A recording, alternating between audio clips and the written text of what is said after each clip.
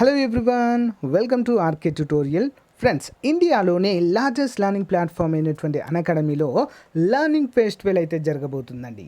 మరి ఇక్కడ మనం చూసినట్లయితే 45 day plus subscription at the rate of just 299 rupees మాత్రమే. Begin your NEET UG journey valid between April 23 to April 30 వరకు మాత్రమే ఉంటుందండి. Live classes with top educators, 24/7 doubt solving ఉంటుంది. So guidance of CBSE board preparation, so personalised academic counselling అనేది కూడా ఉండడం అయితే జరుగుతుందండి. వెంటనే సబ్స్క్రిప్షన్ తీసుకోండి, చాలా మంచి అవకాశము. లింక్ వీడియో డిస్క్రిప్షన్లో ఉంటుంది. సో ఇది దేనికండి? సో నీట్ యూజీకి సంబంధించి. నెక్స్ట్ 45 డే ప్లస్ సబ్స్క్రిప్షన్ దేనికోసము? Class 8 to 12 journey. ఇది కూడా 23 నుంచి 30 వరకు అయితే ఉంటుందండి. జస్ట్ 299 రూపాయలు మాత్రమే, 45 రోజులకండి.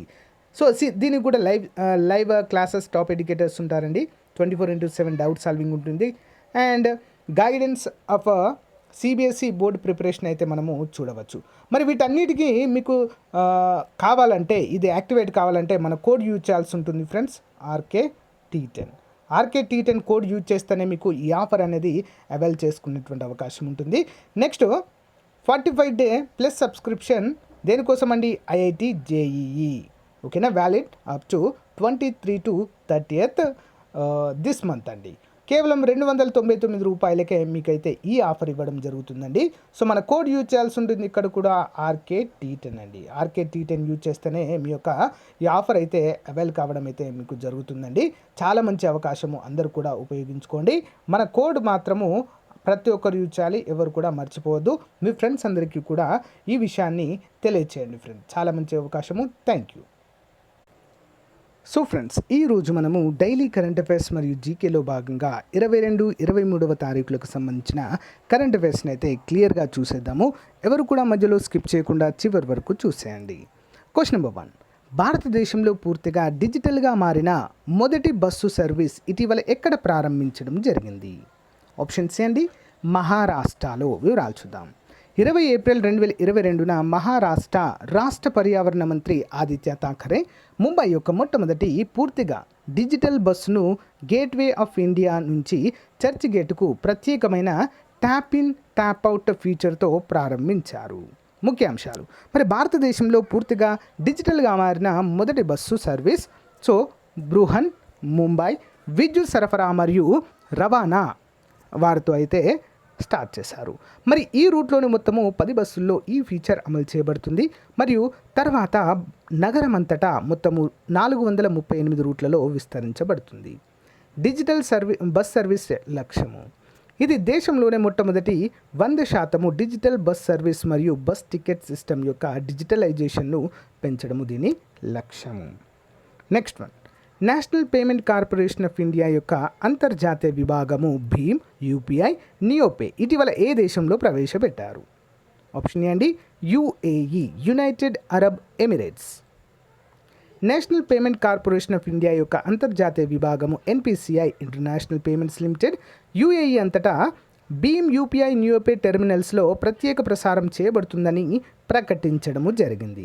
ఈ చొరవ యుఏఈకి ప్రయాణించే మిలియన్ల మంది భారతీయులకు సౌకర్యవంతంగా మరియు సురక్షితమైన పద్ధతిలో చెల్లింపులు చేయడానికి శక్తినిస్తుంది. నియోపే ప్రారంభించబడిన వ్యాపార దుకాణాలు మరియు దుకాణాలలో భీమ్ యూపీఐని ఉపయోగించి చెల్లింపులు చేయవచ్చు అంటూ మనకు తెలియచేయడము జరిగింది. Next one. ప్రధానమంత్రి శ్రీ నరేంద్ర మోదీ ఇటీవల global Ayush investment and innovation summit 2022ను ఎక్కడ ప్రారంభించారు? ఆన్సర్ ఆప్షన్ డి అండి, గాంధీనగర్. వివరాలు చూద్దాము. ప్రధానమంత్రి శ్రీ నరేంద్ర మోదీ గుజరాత్లోని గాంధీనగర్లోని మహాత్మా మందిర్లో global Ayush investment and innovation summit 2022ను ప్రారంభించనున్నారు. 3 రోజుల సదస్సులో కీలకమైన విధాన రూపకర్తలు, వ్యవస్థాపకులు, పెట్టుబడిదారులు, స్టార్టప్లు మరియు ఇతర జాతీయ మరియు అంతర్జాతీయ ఆటగాళ్లను కలిపి ఆవిష్కరణలు మరియు భారతదేశము వ్యవస్థాపకత కోసము ప్రపంచ ఆయుష్ గమ్యస్థానంగా ఎలా మార్చగలదో చర్చించనున్నట్లుగా మనకైతే తెలియజేశారు. Okay, next one. స్వాతంత్ర దినోత్సవము 75వ వార్షికోత్సవాన్ని పురస్కరించుకొని 3 రోజుల స్మార్ట్ సిటీ స్మార్ట్ అర్బనైజేషన్ సదస్సు ఎక్కడ ప్రారంభించారు? సరైన సమాధానం ఆప్షన్ బి అండి, సూరత్. ఓకే, డైమండ్ సిటీ సూరత్లో ప్రారంభించినట్లుగా తెలుస్తుంది. వివరాలు చూద్దాం. 3 రోజుల స్మార్ట్ సిటీ స్మార్ట్ అర్బనైజేషన్ సదస్సు ఈరోజు సూరత్లో ప్రారంభమైంది. స్వాతంత్ర 75వ వార్షికోత్సవాన్ని పురస్కరించుకొని గౌరవనీయులైన ప్రధానమంత్రి ఇచ్చిన ఆజాదీ కా అమృత్ మహోత్సవం యొక్క స్పష్టమైన పిలుపు మేరకు ఈ కార్యక్రమాన్ని భారత ప్రభుత్వంలోని గృహ నిర్మాణ మరియు పట్టణ వ్యవహారాల మంత్రిత్వ శాఖ నిర్వహిస్తుంది. Surat smart city corporation development లిమిటెడ్తో సహకారము.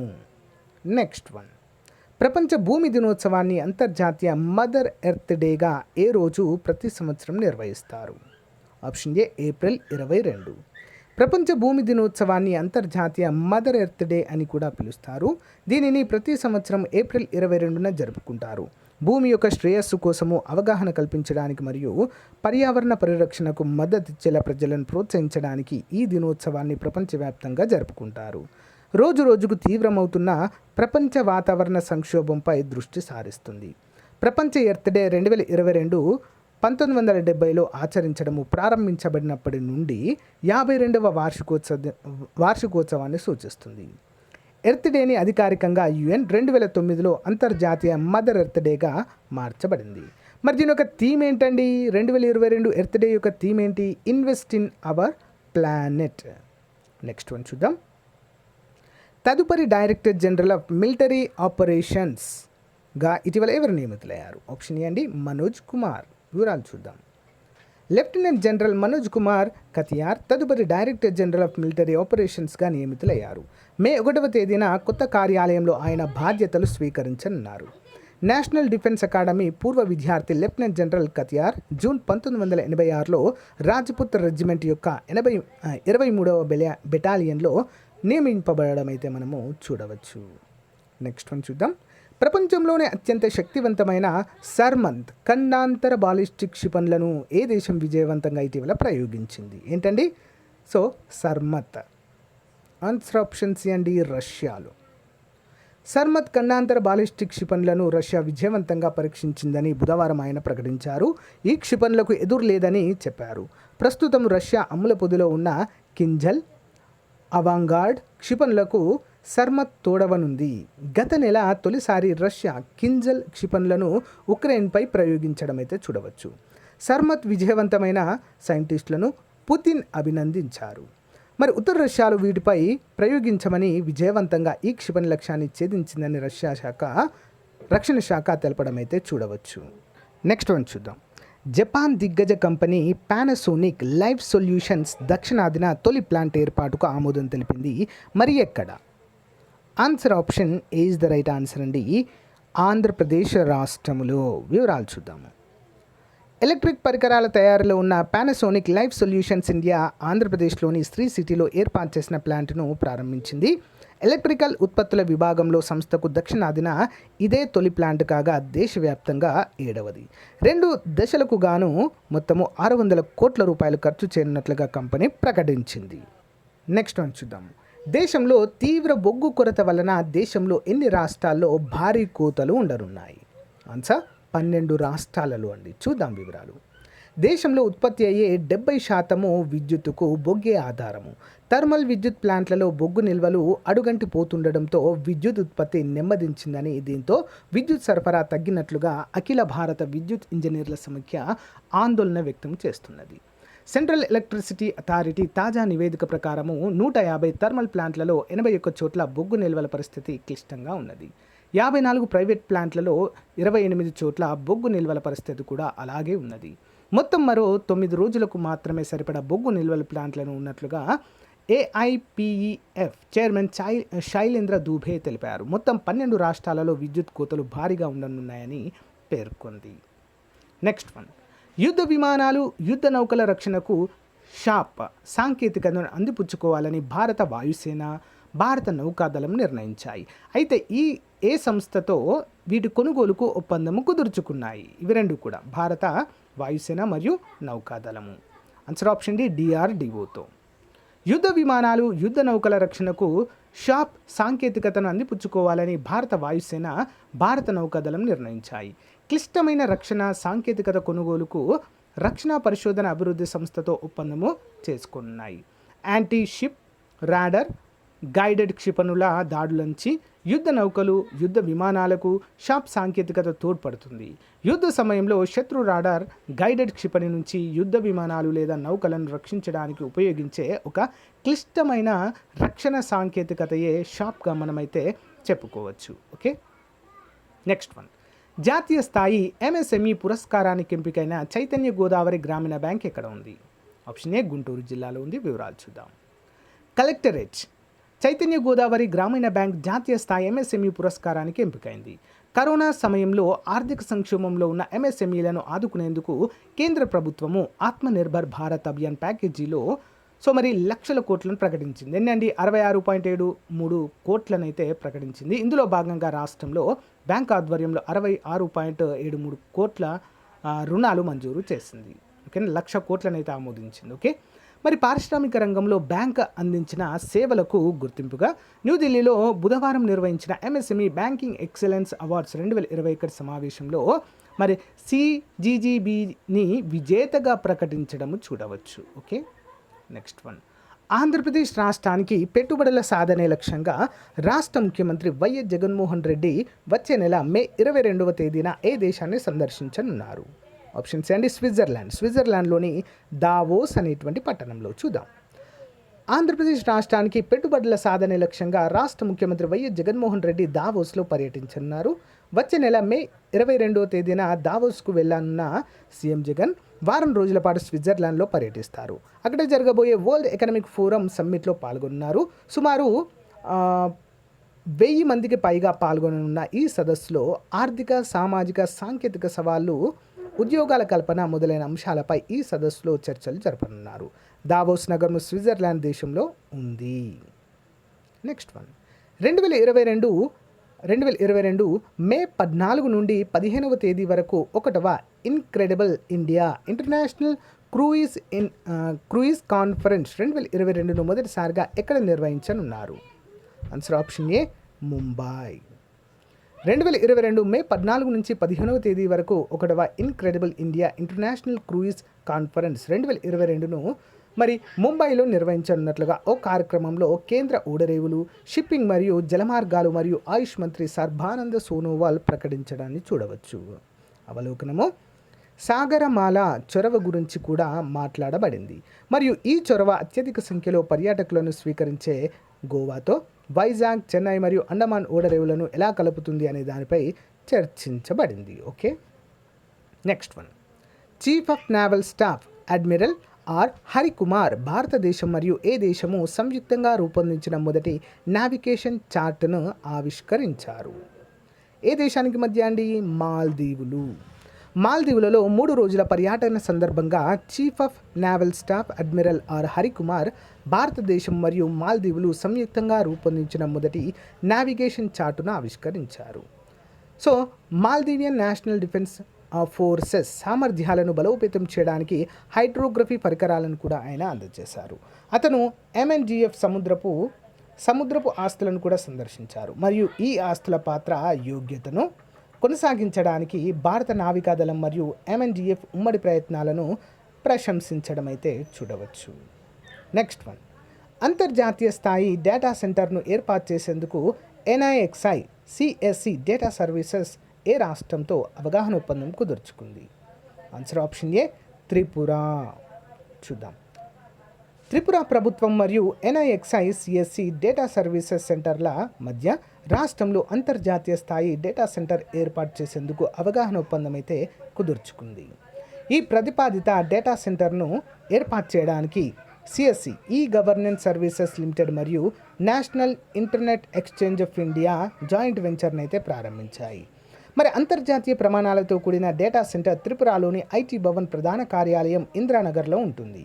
జాయింట్ వెంచర్ కంపెనీ ద్వారా 150 కోట్ల రూపాయల పెట్టుబడి పెడుతుండగా రాష్ట్ర ప్రభుత్వము డేటా సెంటర్ ఏర్పాటుకు మాత్రమే స్థలాన్ని అందిస్తుంది. Next one. ప్రపంచ సృజనాత్మకత మరియు ఆవిష్కరణల దినోత్సవాన్ని ప్రపంచవ్యాప్తంగా ఏటా ఏ రోజున జరుపుకుంటారు? ఆప్షన్స్ అండి. ఏప్రిల్ 21వ తారీఖున. ఏప్రిల్ 21న ప్రపంచ సృజనాత్మకత మరియు ఆవిష్కరణల దినోత్సవాన్ని ప్రపంచవ్యాప్తంగా ఏటా జరుపుకుంటారు. మానవ అభివృద్ధిలో సృజనాత్మకత మరియు ఆవిష్కరణలు పోషించే పాత్రల ప్రాముఖ్యత గురించి అవగాహన పెంపొందించే లక్ష్యంతో ఈ రోజును పాటిస్తారు.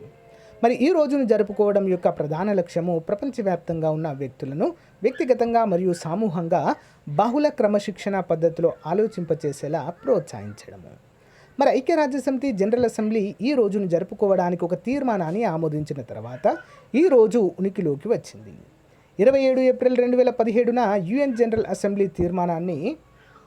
తీర్మానాన్ని ఆమోదించింది మరియు మొదటి ప్రపంచ సృజనాత్మకత మరియు ఆవిష్కరణ దినోత్సవాన్ని 2018 సంవత్సరంలో జరుపుకున్నారు.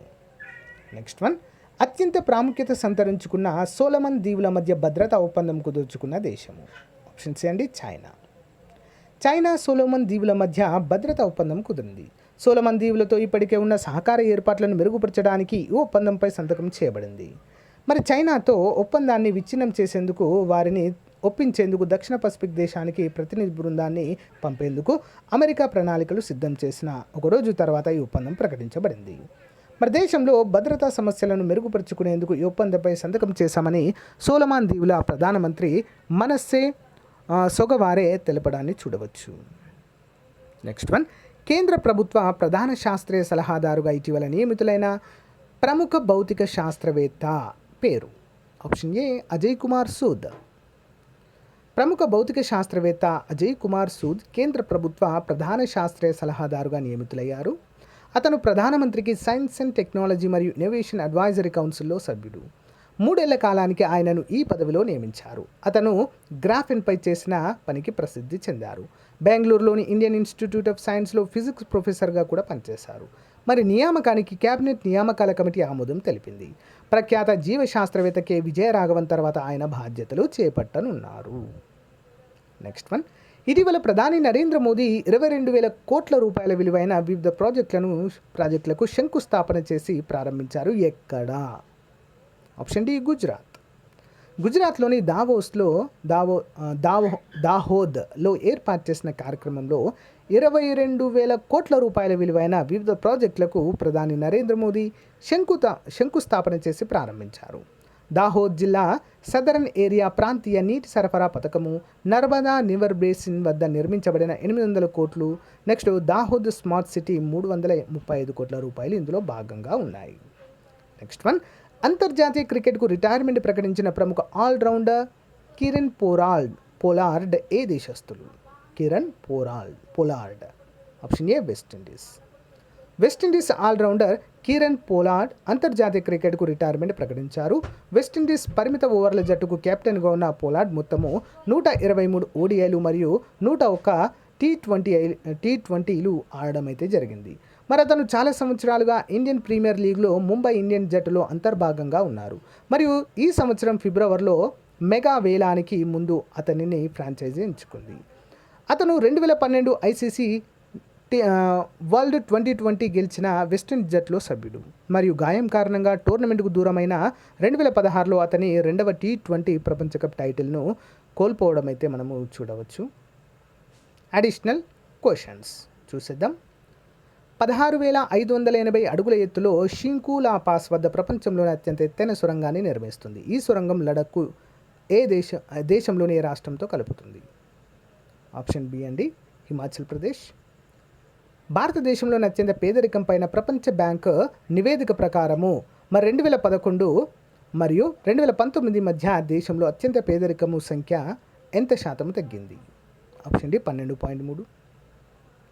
ఏప్రిల్ 2022లో భారతదేశాన్ని ఎన్ని ఐక్యరాజ్యసమితి ఆర్థిక మరియు ఏప్రిల్ 2022లో భారతదేశాన్ని ఎన్ని ఐక్యరాజ్యసమితి ఆర్థిక మరియు సామాజిక మండలి సంస్థల్లో ఎన్నుకోబడింది అంటే ఆప్షన్ ఏ 4.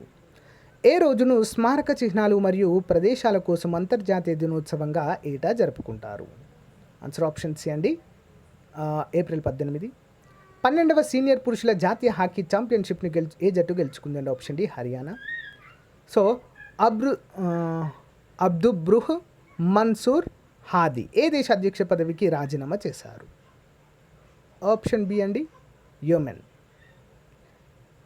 హామిష్ బెన్నెట్ ఏ దేశం తరపున అన్ని రకాల క్రికెట్ల నుంచి రిటైర్మెంట్ ప్రకటించారు? Option C New Zealand. General MM Naravane స్థానంలో తదుపరి చీఫ్ ఆఫ్ ఆర్మీ స్టాఫ్గా ఎవరు నియమితులయ్యారు?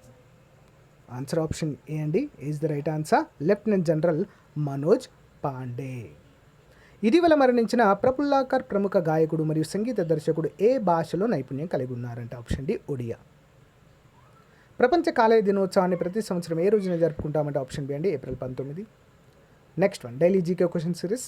కంటిలోని తెల్లగుడ్డుపై త్రిభుజాకార మచ్చలు బైటౌట్ స్పాట్స్ ఏ విటమిన్ లోపం వల్ల ఏర్పడతాయంటే ఆప్షన్ 3 అండి ఏ విటమిన్.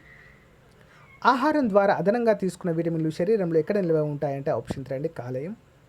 క్రింది వారిలో ఎవరికి విటమిన్లు అధికంగా అవసరమో మిగతా వారితో పోల్చినప్పుడు ఆన్సర్ ఆప్షన్ 4 పైవారందరికీ.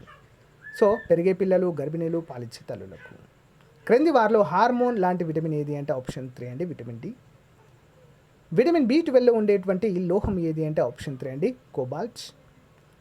క్రింది ఏ విటమిన్లో సల్ఫర్ ఖనిజ ధాతువు ఉంటుందంటే option 4 1 and 3 B1 and B1 and B7. పురుషుడి వీర్యంలో ఉండే విటమిన్ ఏది శుక్రకణంలో ఆప్షన్ 3 అండి సి. సో ద్రావితల స్థానాంతరణకు అవసరమయ్యే మూలకం ఏది ద్రావితాల స్థానాంతరణకు ఆన్సర్ ఆప్షన్ 3 అండి బోరన్. నిరంతరం సాగు చేయడం వల్ల వ్యవసాయ క్షేత్రాలు ఏ మూలకాల లోపం అధికంగా ఏర్పడుతుంది ఆప్షన్ 4 పైవన్నీ నైట్రోజన్, ఫాస్ఫరస్, పొటాషియం. ఉల్లి, వెల్లుల్లి, ఆవాలు ఘాటైన వాసనకు కారణం వీటిలో ఏది ఆప్షన్ 2 అండి సల్ఫర్ సమ్మేళనాలు. సో గైస్ ఇదండి మరి ఈ రోజుకి సంబంధించిన క్లాస్. మీకు నచ్చితే లైక్ చేయండి, మీ ఫ్రెండ్స్తో షేర్ చేసుకోండి. Thank you friends, bye.